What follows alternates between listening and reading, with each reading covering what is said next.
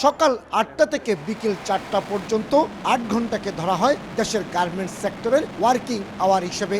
কিন্তু এই মূল ওয়ার্কিং আওয়ারের অর্ধেকের বেশি সময় কারখানায় বিদ্যুৎ না থাকায় উৎপাদন অর্ধেকে নেমে গেছে বলে অভিযোগ গার্মেন্টস ব্যবসায়ীদের। তার সাথে যুক্ত হচ্ছে বিদ্যুৎ না থাকায় আরও বেশ কিছু জটিলতা, বিশেষ করে বিদ্যুতের ভোল্টেজ ওঠানামায় নষ্ট হয়ে যাচ্ছে মূল্যবান যন্ত্রপাতি।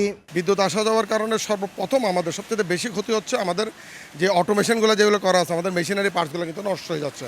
কারণ এগুলো সবগুলো কম্পিউটারাইজড মেশিন, কিছুতে আপনার এই বিদ্যুৎ আসা যাওয়ার কারণে কিন্তু এই পার্টসগুলো ঘন ঘন নষ্ট হয়। গার্মেন্টস ব্যবসায়ীদের দাবি, বিদ্যুৎ সংকটে ছোট কারখানাগুলোতে প্রতিদিন 22 থেকে 30 হাজার টাকার এবং বড় কারখানাগুলোকে 50 থেকে 70 হাজার টাকার ডিজেল কিনতে হচ্ছে।